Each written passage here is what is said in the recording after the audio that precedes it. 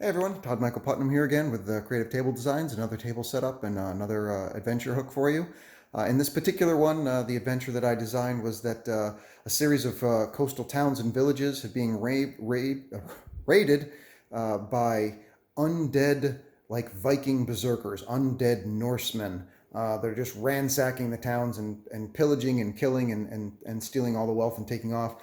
And the players, through magical means, have tracked the undead Vikings back to this town far up in the north, this little port town. Uh, and in the town, they have to go and they come to see the actual Viking king.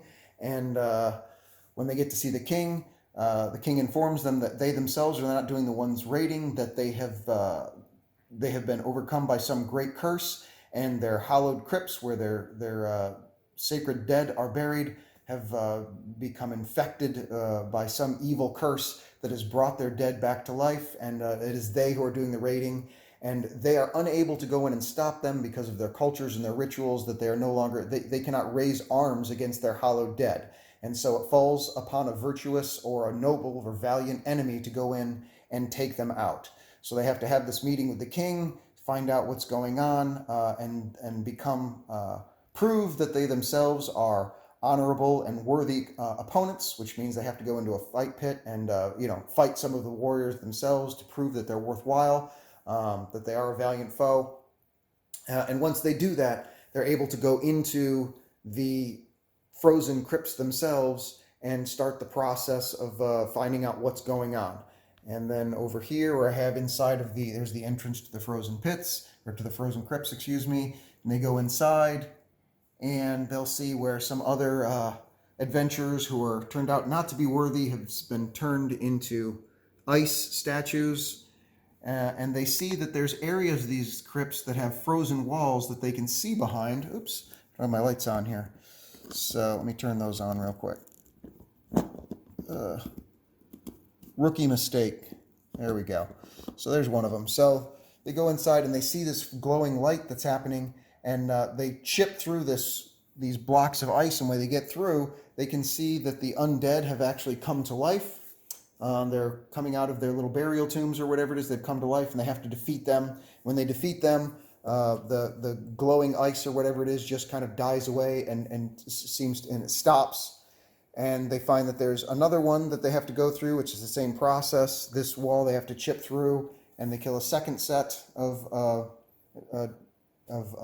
undead Vikings. And then finally, when they do that, the wall that was right here, or not set up, there was a wall here, they finally can chip through. They wouldn't be able to chip through before. It would always magically recreate itself before they could get through it. Once those two other areas have been defeated, this wall now melts away. They can go in and they can see that there is an ice beholder who has raised the king's own dead wife, the queen, into an undead ice banshee, and some of their servants are in here, and they have all the wealth and gold hoarded from the ship raids that they're doing, and they have to defeat them inside of the crypts. So that's the basic idea of it.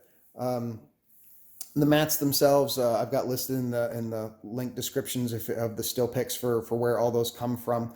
These catacombs right here are two different sets. The ice set here, the translucent one, is just the traditional original Dwarven Forge ice caverns, and the new set that I have right here, which is a much more different design, and it's a little more challenging for me to work with because the original sets here are all in 2x2 format, so everything kind of fits together cookie cutter really nice and easy, whereas the new set from Caverns Deep, these ice sets here, they're much more free form.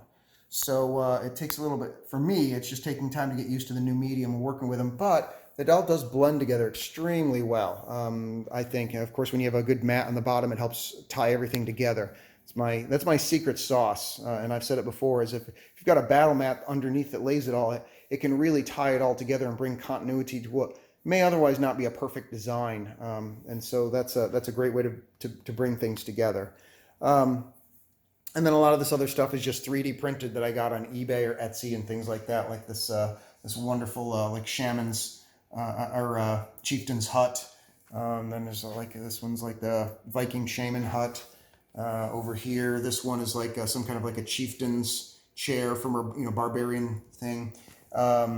This one here I just use as like a dock house. These boats right here, these are fantastic. These Viking ships, they're actually incense holders. That just happen to be, if you look, you can just barely see a little hole there right there for where the incense comes in and just keeps it. They're like, I don't know, like 13 bucks or whatever it is. So I just bought three of those, and there you go. You now have Viking raiding ships, just like that for your. So if you're looking for stuff, and if you can't 3D print it or you can't craft it, sometimes you just do some really strange searches on eBay or Etsy, and you can find some great stuff. Same thing with these guys right here. These just 28 millimeter tents that I found that are 3D print files, and just throw them together, slap some paint on them, and all of a sudden you've got a Norseman village or what have you. And of course, it's been in many of my other ones. This is the Falling Star ship from WizKids. And I think that's a really great piece of equipment to have. You can use over and over again. The thing that I love about this, it's not cheap. You can certainly get 3D print your own, probably for a lot less. But the thing that I love about ships is they kind of give you almost a Star Trek-like feel to your adventures. And by that, what I mean, not that you're going to space, but in Star Trek, they go to a new planet, and whatever the new planet is, there's entirely new culture. And so if you the ship can also be the same thing between continents and islands. And then if you want to add Spelljammer into it, yes, you can go to other worlds, dimensions, whatever the case may be. But that ship is the perfect traveling device that no two adventures in a row, if you don't want, have to have the same scenario.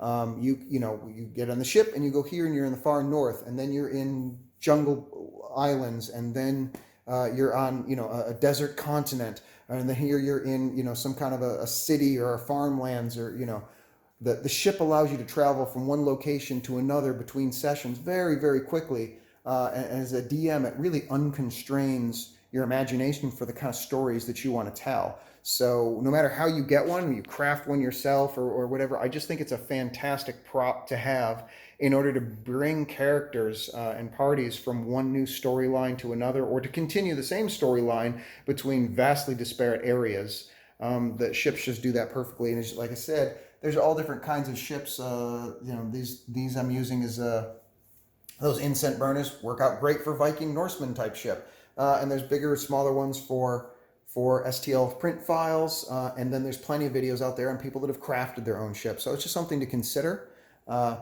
This here is this has been the Frost. The Frost Beholder. I love that guy. He looks great. That by the way is just a gelatinous cube, but he worked great for being like a block of ice.